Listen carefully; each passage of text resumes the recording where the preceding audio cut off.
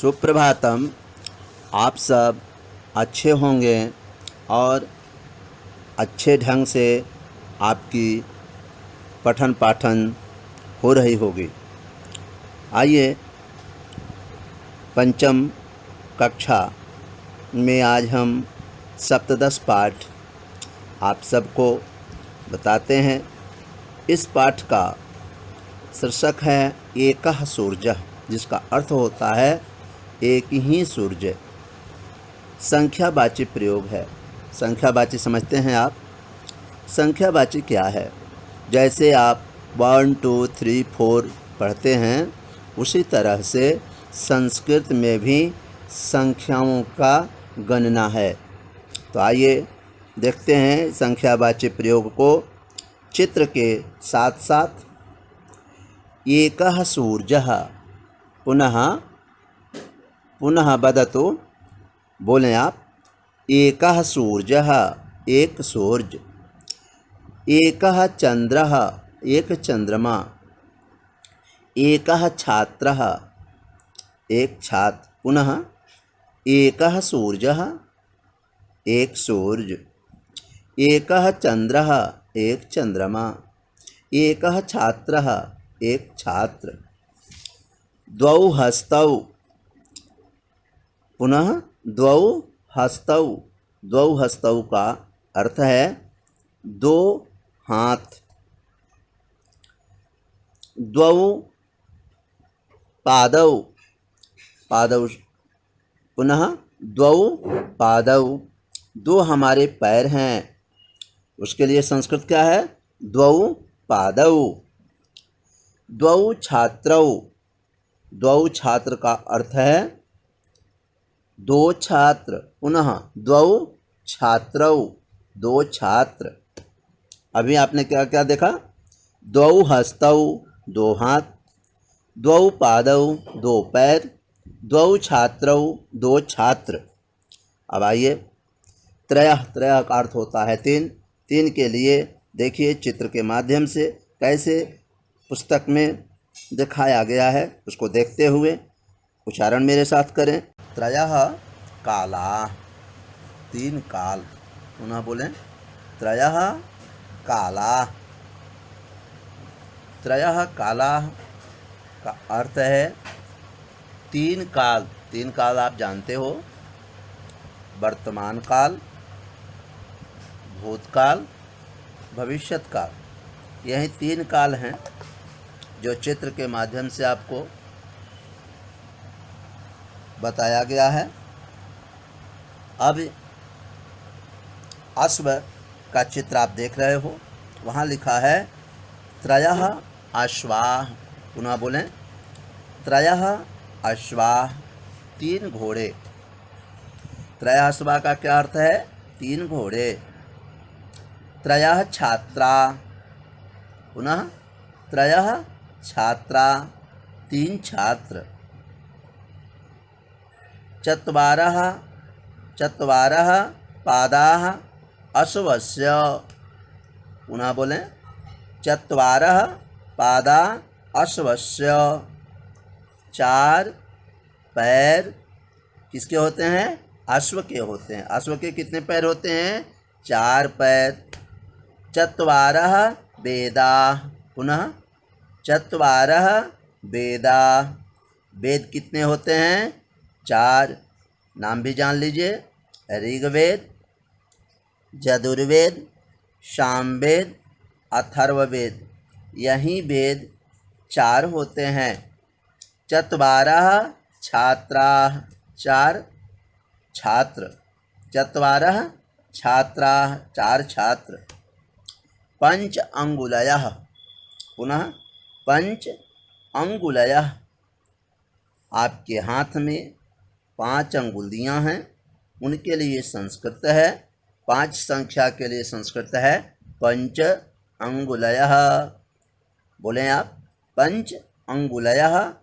5 अंगुल जिसमें हो उसे कहते हैं पंच अंगुलयः। हमारे हाथ में 5 अंगुल हैं।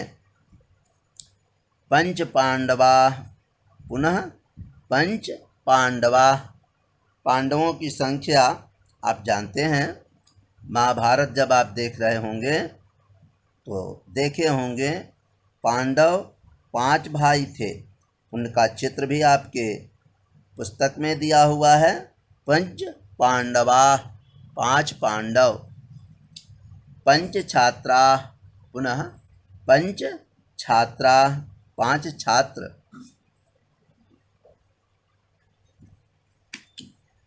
खड पादाभ्रमस्य, पुनः खट पादाभ्रमस्य। 6 पैर होते हैं भ्रमर के। भंवरों के कितने पैर हैं? 6 पैर होते हैं। खड नारंग फलानि, खड नारंग फलानि। ये नारियल के जो फल कितने हैं?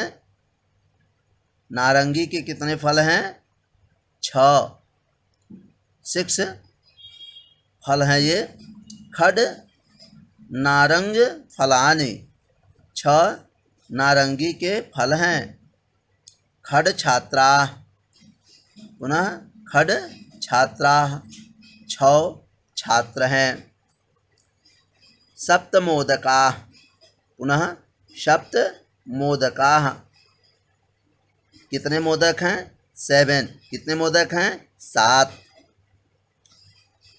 सप्त दिनानि सप्ताहे, पुनः सप्त दिनानि सप्ताहे।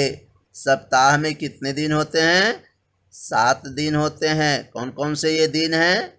रविवार, सोमवार, मंगलवार, बुधवार, बृहस्पतिवार, शुक्रवार, शनिवार, जिसको आप संडे मंडे इस नाम से भी जानते हैं। सप्त छात्रा, 7 छात्र। कितने छात्र हैं? 7। सप्त छात्रा। अष्टपादा लूतया, अष्टपादा लूतया। ये जो लूतया लिखा हुआ है, अष्टपादा लूतया, इस चित्र को आप देखे होंगे। आपके घर में भी कभी कभी इनका दर्शन हो जाता होगा। इनको कहते हैं मकड़ी। इनको क्या कहते हैं? मकड़ी। ये मकड़ी के कितने पैर हैं? 8 पैर होते हैं। लूतया शब्द का अर्थ है मकड़ी। मकड़ी को कितने पैर हैं? 8। अष्टपादा लूतया। अष्टवृक्षा, आप वृक्ष का चित्र देख रहे हैं। क्या लिखा है? अष्टवृक्षा, 8 वृक्ष हैं। कितने वृक्ष हैं? 8। अष्ट छात्रा, पुनः अष्ट छात्रा। छात्रों की संख्या कितनी है? 8। अष्ट का अर्थ है 8। ये छात्रों की संख्या है 8। 9 कुकुरा, डॉग जानते हैं आप। 9 कुकुरा। ये कुत्तों की संख्या कितनी है? 9। आपके पुस्तक में इस चित्र में क्या दिया है? 9 कुकुरों का चित्र दिया हुआ है। आइए देखते हैं नवग्रह। ग्रहों के बारे में आपने सुन रखा होगा। ग्रह कितने होते हैं? 9। नवग्रह, 9 ग्रह। ये कौन कौन 9 ग्रह हैं?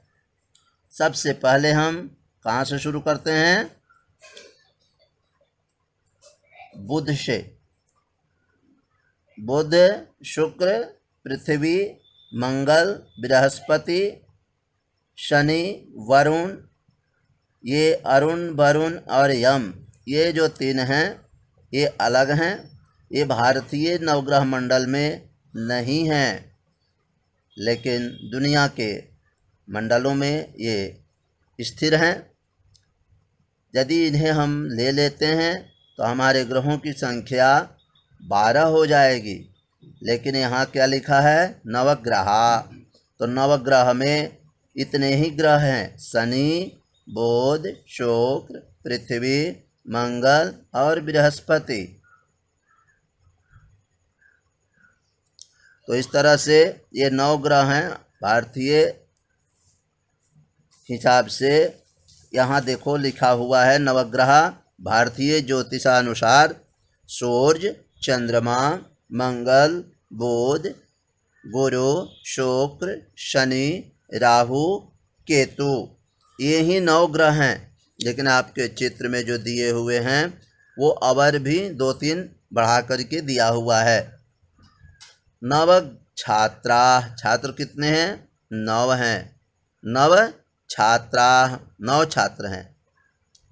10 अंगुलयः, अंगुलियां दोनों हाथों की मिलकर कितनी होती हैं? 10। 10 अंगुलयः, 10 अंगुली। 10 अन्नानि रावणस्य, पुनः 10 अन्नानि रावणस्य, रावण के कितने मुख हैं? 10। रावण के कितने मुख हैं? 10 मुख हैं रावण के।